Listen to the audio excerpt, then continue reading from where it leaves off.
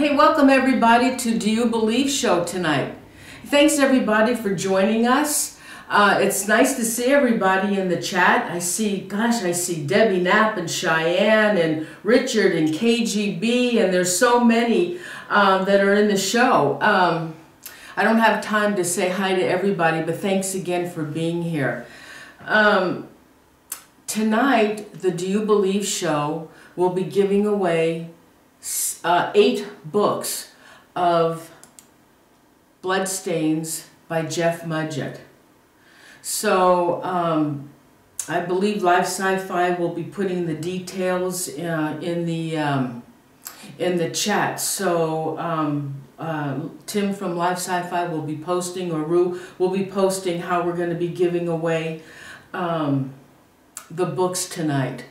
So again, everybody, thanks for joining me tonight, and my conversation will be with Jeff Mudgett tonight, which I'm so excited. He has written the book Bloodstains, but I have had the pleasure before of interviewing Jeff Mudgett on my show before, but tonight we're going to talk about something different. Hey Jeff, welcome to the show tonight. Maureen, thank you very much. I've been looking forward to tonight, and I remember the last time we did a show, and it was a lot of fun, and I'm looking forward to tonight just as much. Oh, thanks, Jeff. It was just it's a real pleasure to have you back, and oh my God, the last show that we did, I think it lasted for hours. But tonight, we had a lot of fun. But tonight we're going to have, I want to have a conversation with you about why. Now, I've noticed there's been a lot of things going on, Jeff, with this book and with your great-great-grandfather. Now, also, for those who haven't checked out H.H. Holmes, which is Jeff's great-great-grandfather, the first serial killer in the United States who lived in Chicago. Jeff, what's the website that they can check out H.H. Holmes? Yeah, it's bloodstainsthebook.com, but I tell you what, we're doing so well on Google now. You can just put in Bloodstains, and we come up on the first page, and go to Bloodstains the Book, and go to the home page, and I have a blog that I try to do every 2 or 3 days, put the latest information about Holmes and Jack the Ripper.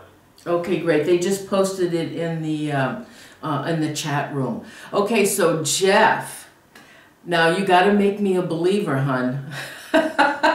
Why do you think Jack the Ripper is H.H. Holmes? You know, that's a great question, and it's something we've been working on for about 6 months, Noreen. We were planning on releasing all our evidence next year, maybe March or April, but lo and behold, I gave an interview for Ancestry.com with Chris Williams. We discussed Jack the Ripper a little, and I gave her my conjecture and a couple pieces of evidence about why we think Holmes was the Ripper. And I was sitting there at my computer with my coffee one morning, and we came up on the first page of AOL with the Ancestry.com and H.H. Holmes being Jack the Ripper.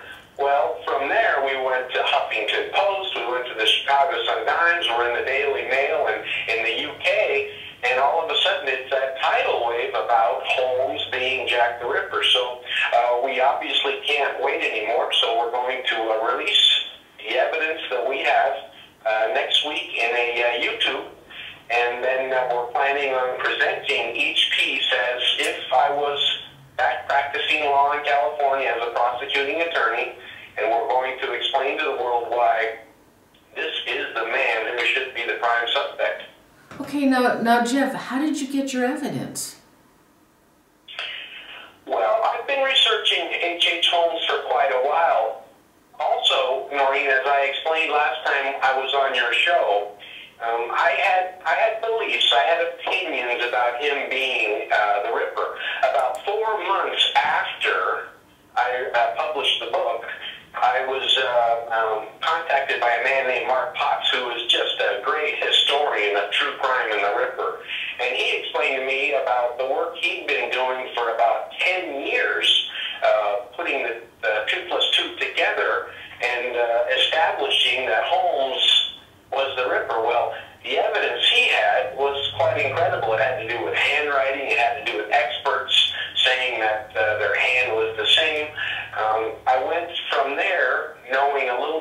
forensic science started putting it together more and more, and now we've got 10 to 20 pieces of good, strong evidence, some of it direct, and we're going to present it and show it to the world that this isn't a mystery anymore, and we're going to explain to the authorities how they can prove it absolutely if they decide to do so. Really?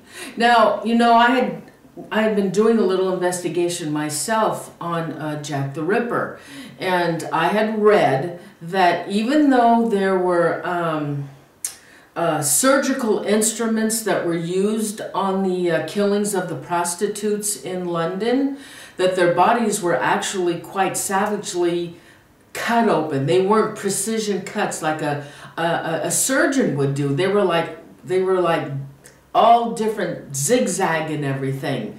So that tells me that, or what they may be saying, that actually even though surgical instruments were used, it didn't come from a doctor, a surgeon. What's your take on that? Great point. About 3 months ago, I was contacted by some fellows from Scotland Yard who had said that for decades they had believed, and they agreed with the path I was going, that the mistake that we'd all made this last century was that the Ripper were 5 murders. They had for quite a while believed that it was at most the first 2, maybe the first 3, that the last 2 had been done by a copycat. And that's exactly what you just described, the mutilations of those last 2 murders.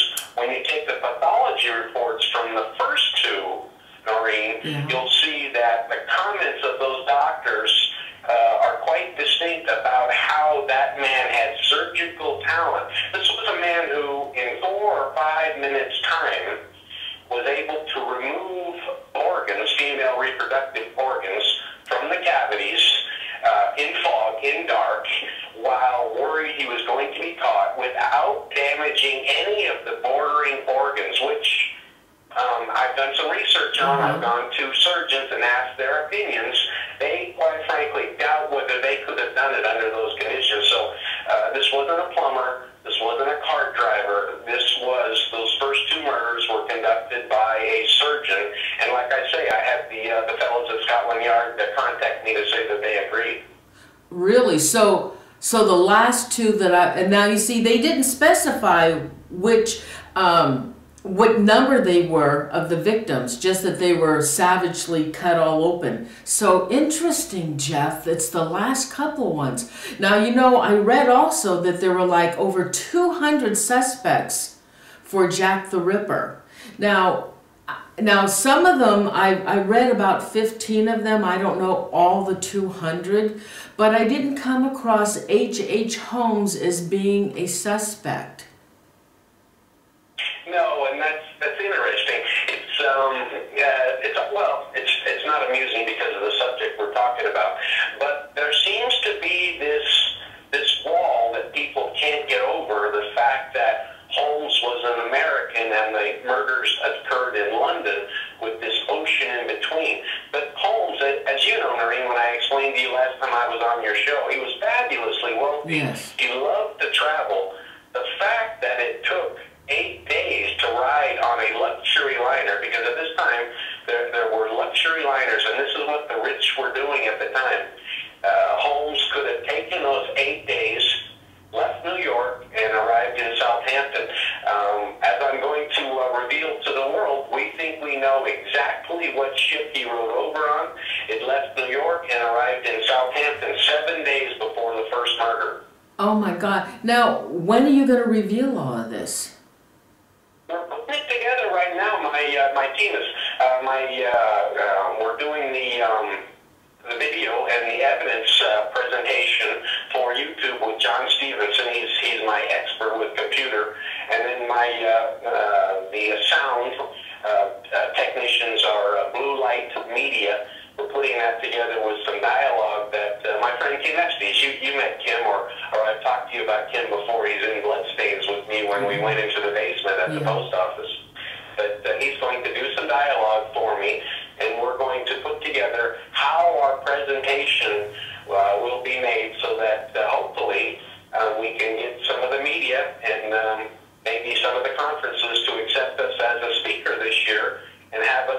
explain how we think H.H. Holmes can be proven absolutely as Jack the Ripper, and we can put case closed on this 125-year-old mystery next year. Well, now, and you have the timeline. You have all the timelines, so it proves that he was in London at that particular time. Well, I'm going to prove that we can establish evidence which raises conjecture and the possibility that he was in London at the time. Now, I'm going to explain to you why it's never been proven yet.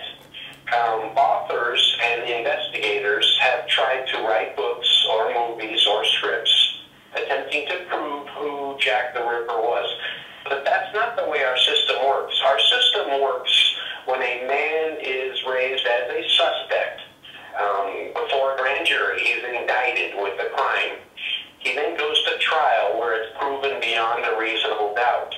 I know exactly how that beyond a reasonable doubt can be proven, but Noreen, I don't have the resources that an FBI or a Scotland Yard has. But in my presentation, I'm going to show them exactly where they can go if they want to spend the money, if they want to put the manpower to work, to prove this without a doubt. And that's the problem that our society has had over this issue for so long. They've expected authors, great authors like Patricia Cornwell, to be able to prove that Jack the Ripper was absolutely, that their suspect was absolutely Jack the Ripper. And no author can prove a murder, a recent murder, a current murder, let alone one 125 years old, that every major law enforcement agency failed to prove. But we can point them in the right direction with their resources, and we can tell them how to do it. And if they decide, we can put a stamp on this as finished. Wow. Now, what about the handwriting? I'm going to post a sample of the handwriting that you had the handwriting processed, looked at. Yeah, you know, and one of the great issues we have, the evidence, the direct evidence we have, is of the comparison. We took Mark Potts came to me with that. We took the Dear Boss and the From Hell letters, the two famous Jack the Ripper letters, and we took them to the British Library with some of Holmes's handwriting. They recommended an expert for us. Can I ask you one question? Can I ask you one question, Jeff? You know, I can't remember how Jack the Ripper got his name. Was it a journalist, or did he actually sign one of his letters, Jack the Ripper? Yeah, he signed a letter, Jack. I don't recall exactly where the Ripper came from, whether that was from him or whether that was from a newspaper article. But I can look that up for you as soon as we're off and get back to you on it. But what we did was we took those handwriting samples with those two letters, took them to this expert. She came back and said, in her opinion, they were the same hand. But, Noreen, I knew from practicing law that the Supreme Court had, over a decade ago, had ruled that, listen, you can get a handwriting expert to say yes or no too easily. It's too easily to pull up the expert. You want to say what you need to prove your case or disprove your case. So they disallowed handwriting as far as capital punishment crimes.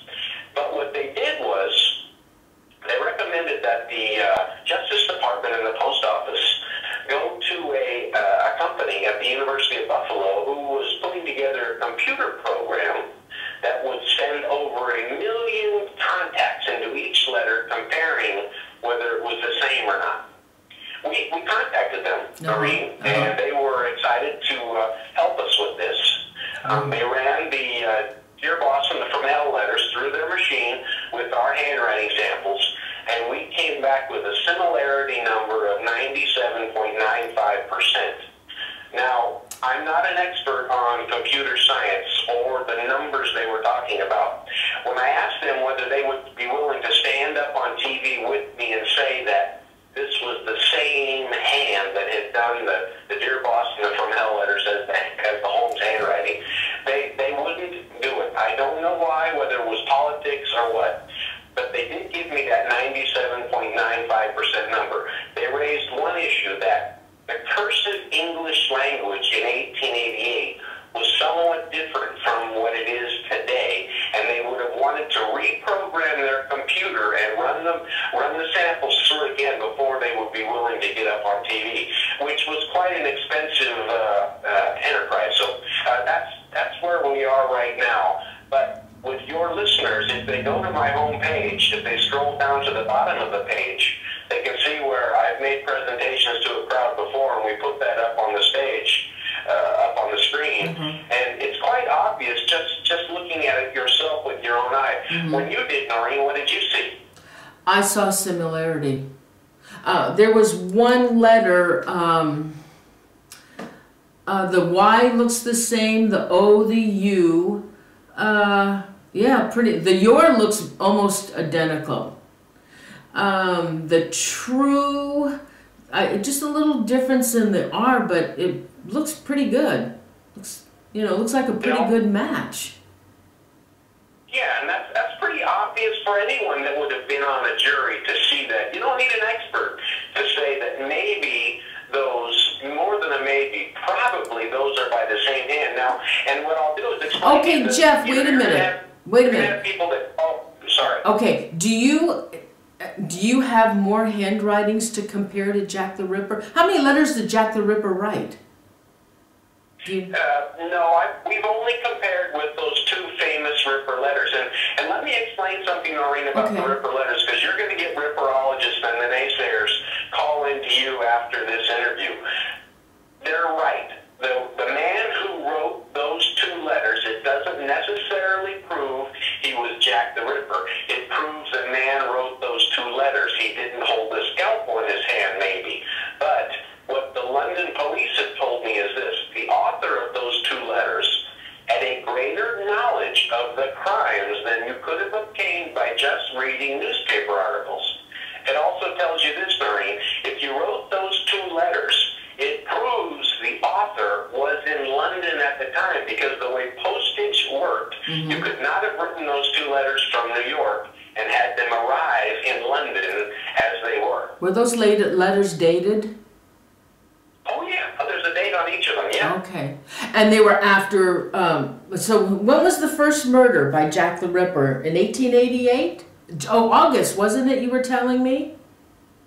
1888, I think, now I don't have my notes here with me, but I believe it was August 31st, but I could be off on that a little bit. I remember August through December was when these killings took place. And that is also when you're placing H.H. Holmes at that particular time as well, right? Oh, and the fun thing about that part, Noreen, is we can prove that Holmes was in Chicago up until the end of July 1888. We can also prove he was back in Chicago getting ready to start the construction of his murder castle in January of '89. And what I've asked the naysayers to do for me is, hey, it's a lot easier for you to prove to me that he was here in Chicago during the Ripper fall. And please do, please do. Not one person has given me any evidence yet, Noreen, that he was here in Chicago during the time of the Ripper. Now, Jeff, I also did a little, oh, wait a minute, I wanted to ask you about the face that you have on your Facebook. On your website. Where did you come up with this? Isn't that amazing? That's amazing, isn't it? That's the one that, when I show that to law enforcement, I'm going to give a talk in April before a crowd of law enforcement and FBI in Boston. But when we show that to law enforcement, they are simply amazed. That was put together in 2006 by Scotland Yard and the BBC. There's a computer program that the FBI uses, the CIA uses, Scotland Yard uses, that takes eyewitness accounts and puts them into the screen, into the computer, and they come out with that composite picture of what a killer looks like. You mean to tell me, wait a minute, Jeff. Is that there were 13 strong eyewitness accounts. I didn't know that. Oh my God, I did not know that. Most people don't know that. That's why that ridiculous book that just came out that Jack the Ripper was a woman is silly. Oh yeah, I heard that. that picture was done by Scotland Yard with their computer from those 13 seen eyewitness accounts. That is what the Ripper looked like. Oh my God. Sorry, I interrupted you. No, I just said, oh my God.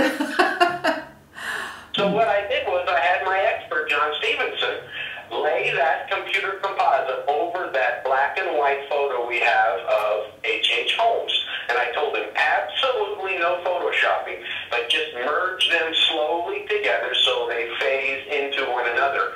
And if you go to my home page, up at the top, it took him 154 separate images to phase them together. Oh my When I show God. that phasing and that composite next to that picture to law enforcement, they say that's the closest they've ever seen one of those composites to a real photo. Wow. Now, H.H. Holmes died in his early 30s, didn't he? Supposedly he was hung. And that one shot that we show all the time, that was a mugshot, wasn't it? The one with the hat. Wasn't No, that? I don't think that was a mugshot. That wasn't a police mugshot. He was wearing his hat. He had his suit on. I don't know where that photo exactly came from, Noreen. He would have been about 30 years old. Yeah. Now, the time of the Rippers, he would have been about 27 years old. Oh my God. I want to go back to this picture of Jack the Ripper. Wow. So what age is this picture supposed to be of Jack the Ripper that they put together? That would have been in 1888. The experts have speculated that he would have been somewhere between 25 and 35 years old. Oh, because this looks like an older man to me. You mean the computer composite? Yeah. You know, the computer can't, I don't think I'm not an expert on that part of forensic science. How close that computer composite could come to actually portraying the exact age, I doubt. What we're trying to do is get that, if you go to that composite, Noreen, and you look at the nose, you look at the ears, you look at the jaw, you look at the hairline, you look at the structures of the face, and that's what the experts were telling me they do with those composites. It's an amazing resemblance to the real photo. Oh, I wish I had them side by side. I couldn't put yours up because my program couldn't do the animation. But if everybody goes to Jeff's bloodstains.com, they'll see that animation of the two portraits. That's awesome. That is so fascinating.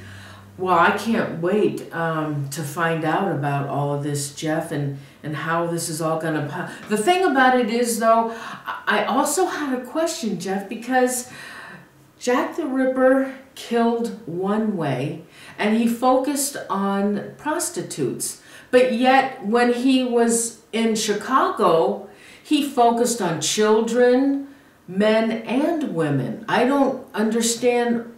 From what I understand, my husband was a San Francisco police detective, that serial killers don't usually change their MO. So why would he change his MO? Well, the MO is something that's brought up wherever I go, Noreen, and I fall back asking the experts, the law enforcement, what MO did you have on H.H. Holmes?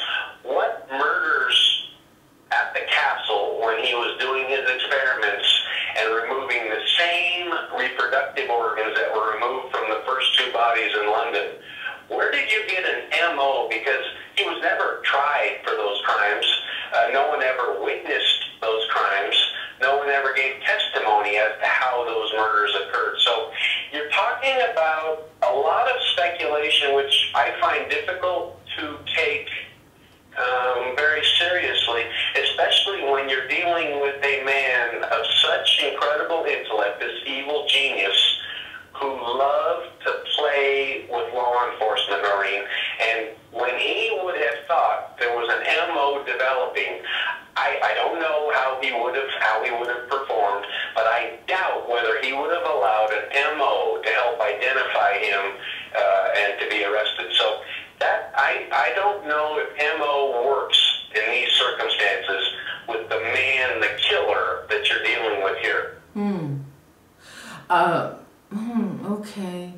Now, I also found a website the other day that stated about the children. There was a, God, there was, what, 2 sisters and a brother.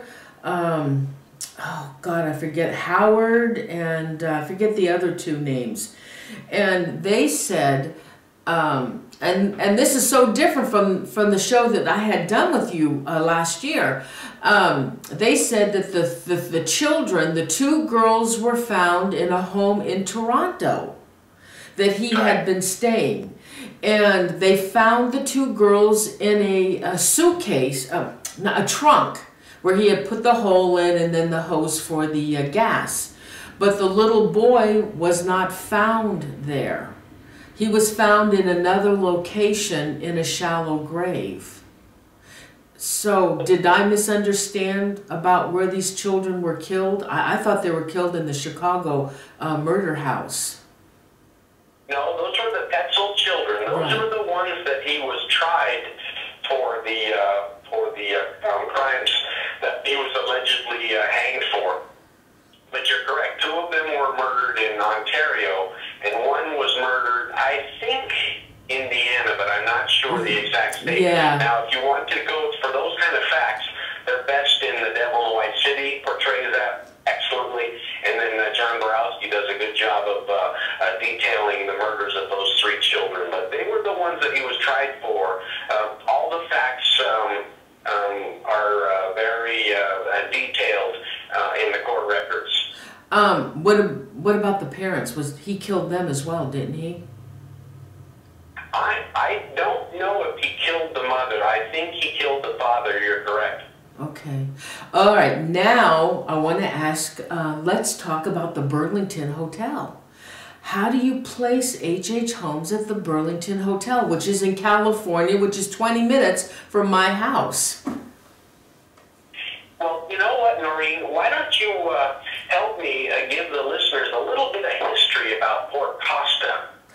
Okay, well, Port Costa was a town where all the steam, it was for, the ships they had piers there, and the shipping would come in, and also at the same time they put in the Pacific Railroad. And all the steamers would dock there.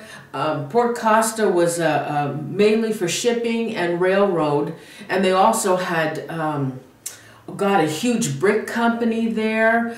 And it was like the wild, wild west. It was very primitive out in Port Costa. And then in the 1800s, this hotel was built in Port Costa called the Burlington Hotel. And it was, from what I understand, a 5-star bordello. So, so now tell me about the Burlington Hotel and H.H. Holmes. Why the connection?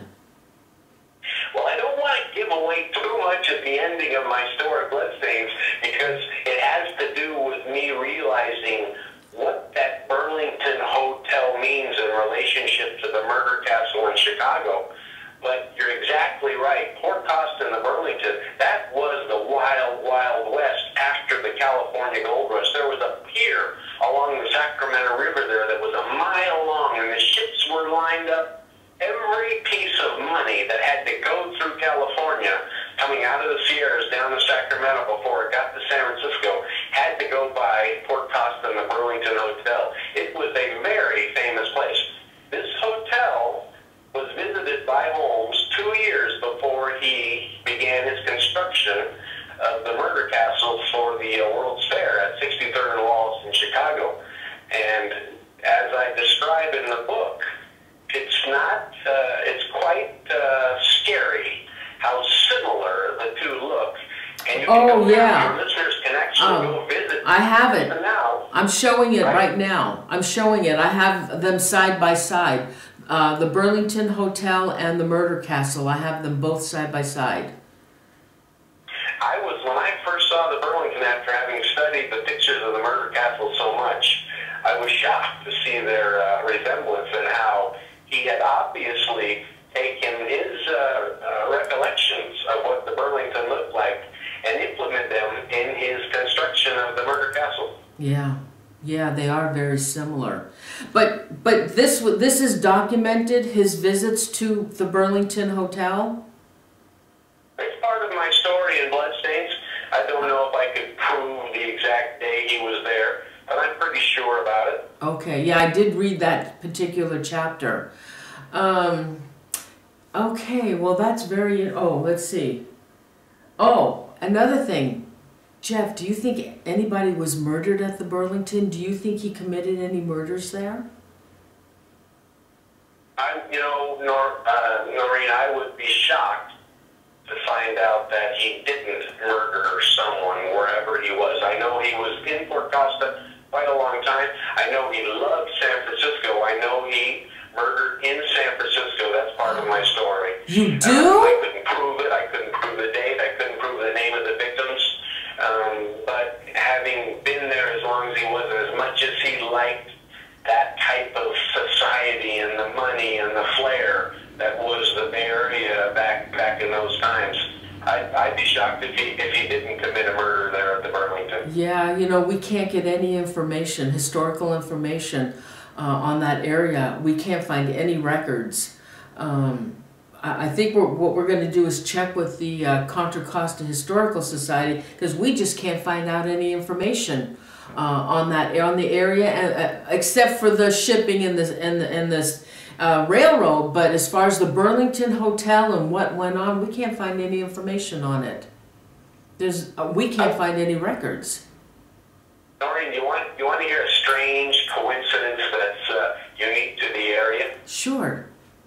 You know, living in the Bay Area, if you travel across Benicia Bridge and go toward Vallejo, you come up to Blue Rock Springs, where the first of the two Zodiac killings occurred. Yes. The road to the Blue Rock Springs is coincidentally named Herman Road. There's Lake Herman Road.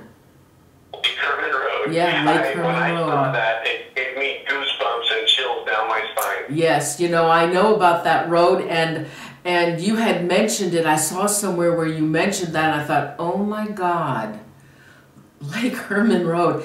Do you think he has anything to do with the Zodiac? You know, somebody else asked me that, and there is a sketch of the Zodiac killer, and I don't think they're the same killer. The other one, they have a sketch of him, and he's linked to the military, and he had footprints with a military boot. So I don't think H.H. Holmes had anything to do with those killings. Do you?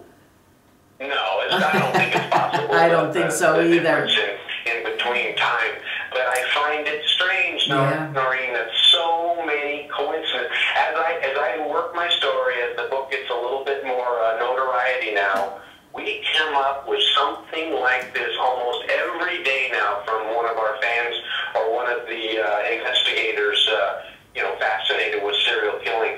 It's amazing, these so-called coincidences that keep coming in, raising the story.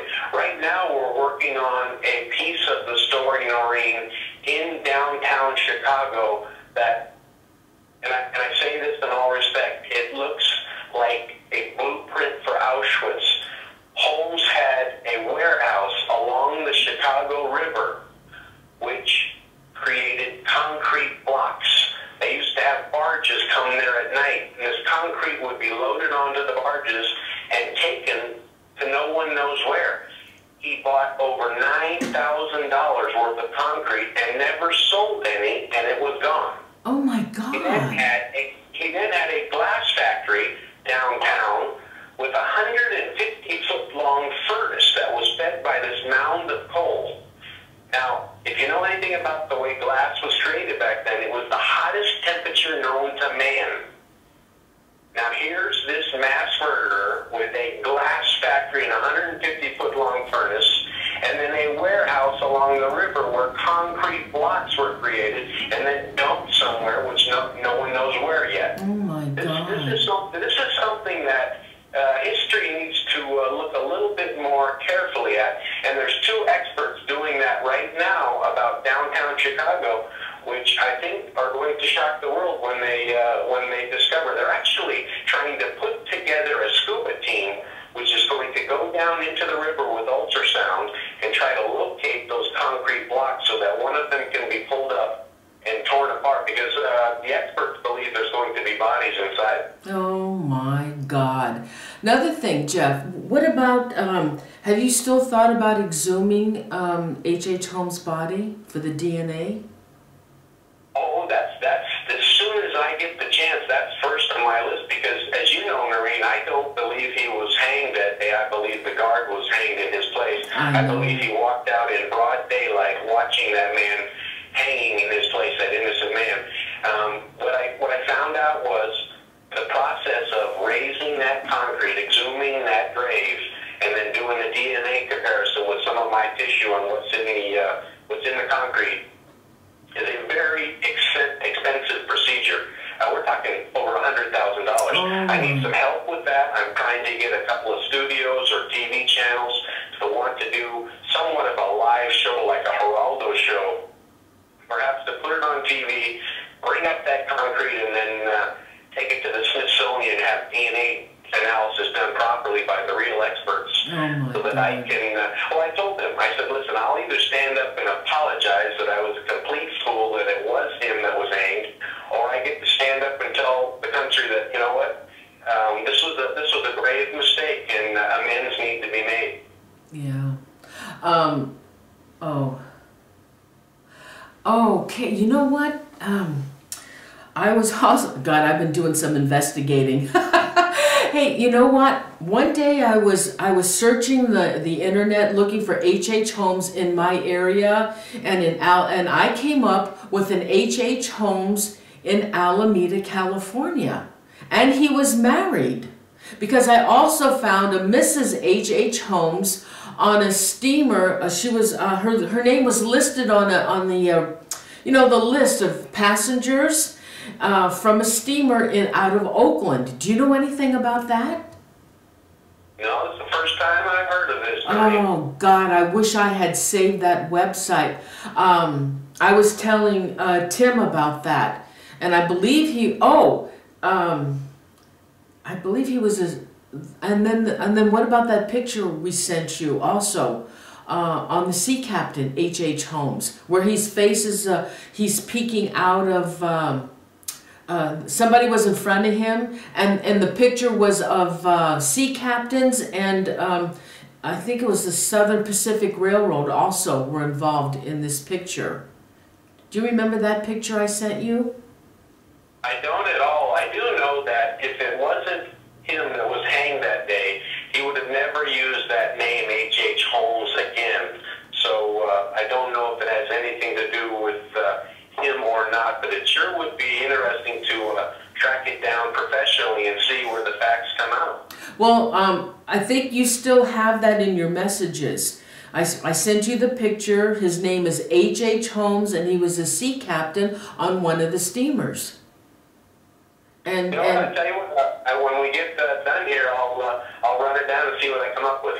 Yeah, I posted it on Facebook, hoping that some psychic could give me some information, and somebody did come pretty close. They said, a couple of them said that face gave them, they didn't get a good feeling from the face, and then another one said that he had a connection to Chicago and Alaska. But that was about... What was the time of the photo and of the sea captain's employment? Oh gosh. Oh, Tim, can you post that date for me? Tim's the one that found that in his search on the internet when he knew we were going to talk about. It was in the late 1800s, 1880s. Well, I mean, there you go. It's the right time, and it's something we need to look into a little more carefully. Yeah, if you don't have it, I can resend it to you. Maybe Tim can scan the whole article for me, because when he sent it to me, it was enlarged. But it is a couple of sea captains and the Southern Pacific Railroad. They were in the front of him. But it clearly says H.H. Holmes. And again, I found...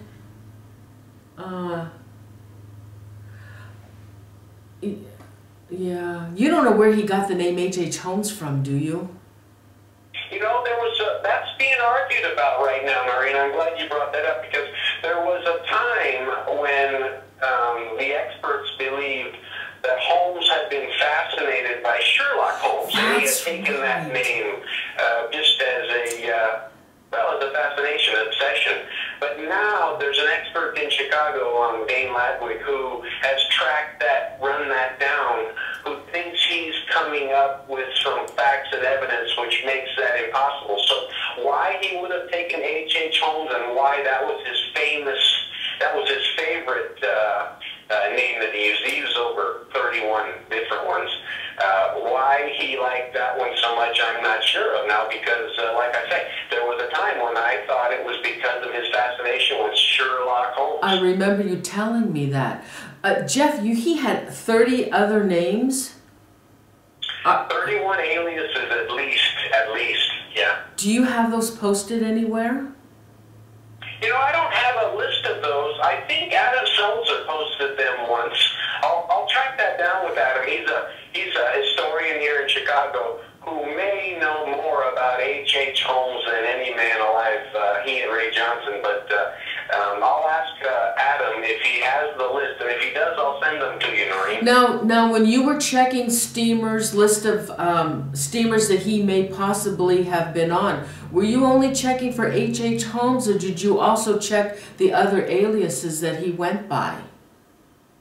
Yeah, see, that's the difficulty, and that's why when we put the presentation together to the FBI or Scotland Yard, that's why we think we know what ship he rode over on. But you're talking about resources needed to go through each passenger on the ship and check the handwriting and the names used from the archives that Canard Lines would have on that particular voyage. You're talking about a lot of money. You're talking about a lot of manpower. It's a very big job to do. I'm convinced it'll come out proving that Holmes was on that ship.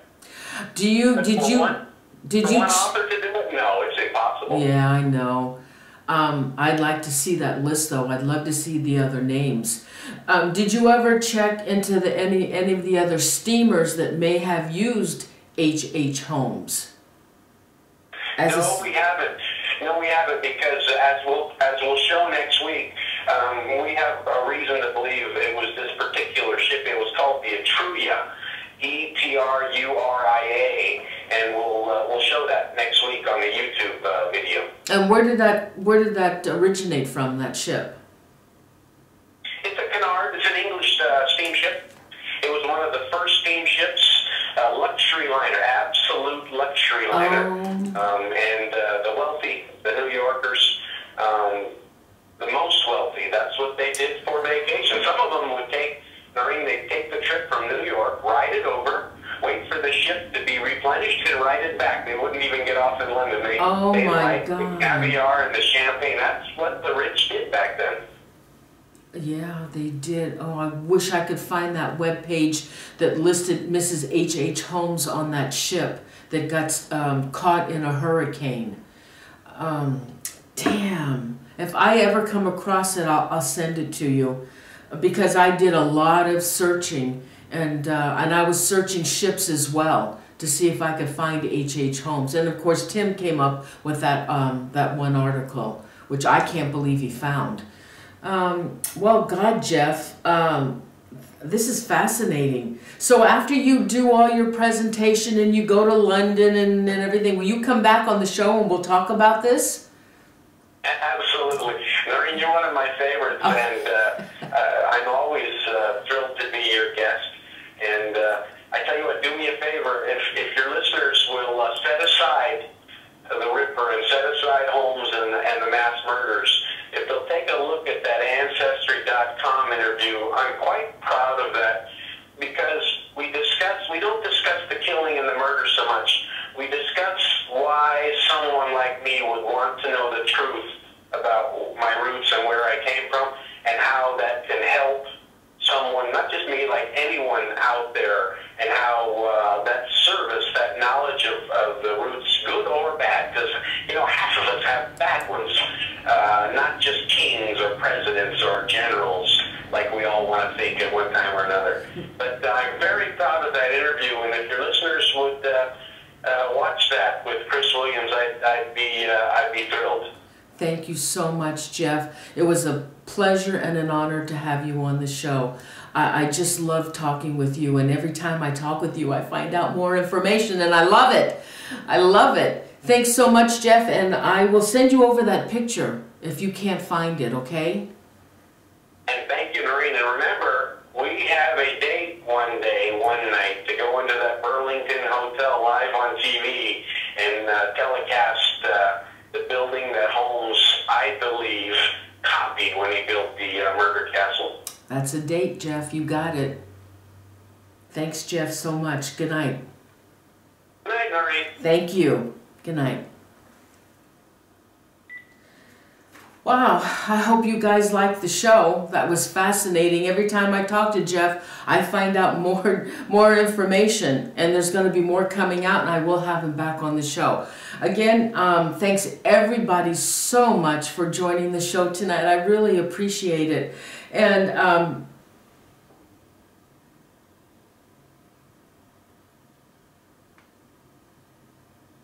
2, 4, 6. Okay, 2, 4. Oh, I guess we have. Tim, are these the winners? I think we have the winners for the 8 books. We're live. Do You Believe is giving away 8 books tonight?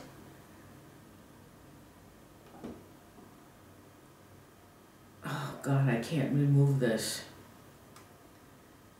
All right, so.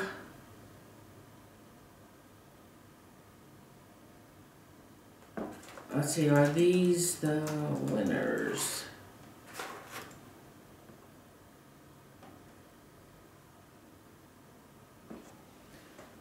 Anyway, so again, the 8 books, yes, okay. Can you post the winners then? I was Cheyenne, Debbie Knapp, and I don't have that message anymore. So can you please post the winners for the drawing tonight for the 8 books? And we will be sending those out. Okay, again, thank you so much, everybody. I appreciate you joining me, and I really hope you like the show. And make sure all the winners, please email Tim. But wait? Okay. Wait. All right, what do you want me to wait? Okay. I'm going to wait. Okay.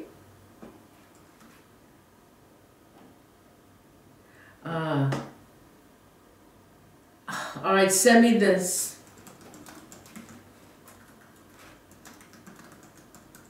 Sorry.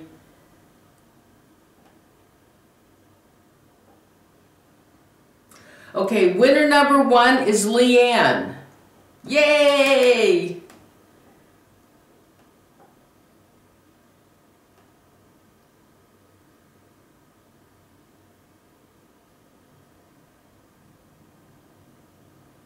Okay, I know it was Leanne, Debbie Knapp. Winner number 2 is Cheyenne for a free book on bloodstains. Okay, so we have Leanne. Winner number 3 is Debbie Knapp. Oh, shoot. Okay, what's winner number 4?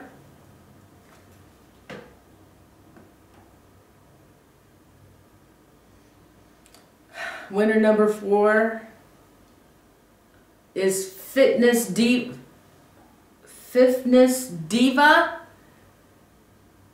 Congratulations.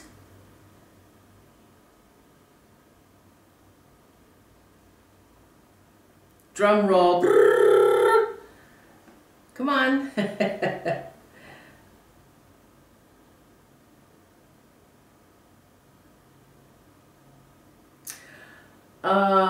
Then it's EJMJ. Congratulations.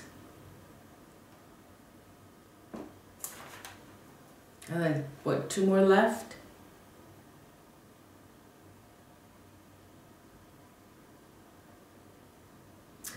Oh gosh, Seth Lan is the other winner. Congratulations.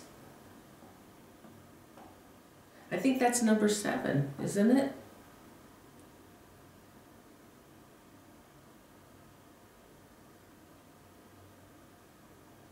And I think there's one more.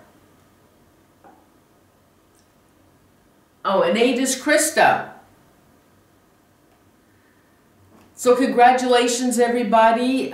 You'll be receiving your book shortly, and it'll be Bloodstains, written by Jeff Mudgett, and it's an absolutely fascinating book. You'll absolutely love it. So everybody, again, thank you so much. Congratulations to all the winners tonight. And there'll be no show on the 20th next week, and there'll be no show on the 27th. Please, all the winners, email livesci-fi@gmail.com. That's livesci-fi@gmail.com. So we can get those books out to you.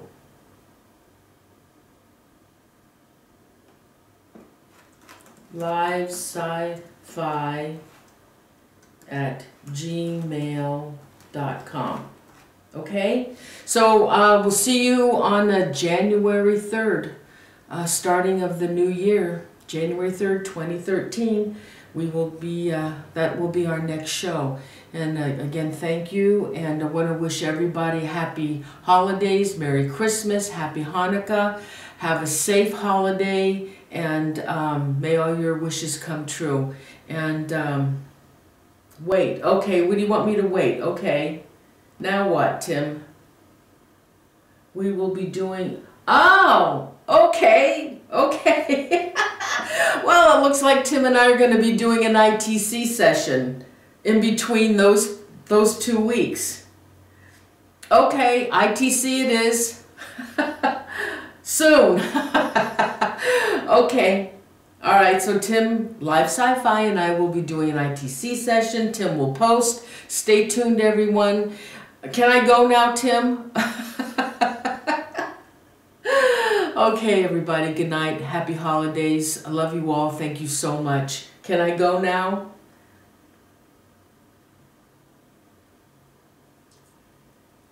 Yes. Okay, everybody, thanks so much. Don't forget, subscribe to Live Sci-Fi so you can get all the alerts on the shows. And if you can, give me a like on the, I think it's on the top up there. There's some button you can hit for likes for the show. So good night, everybody. Thank you so much. Signing off. Thank you. Good night.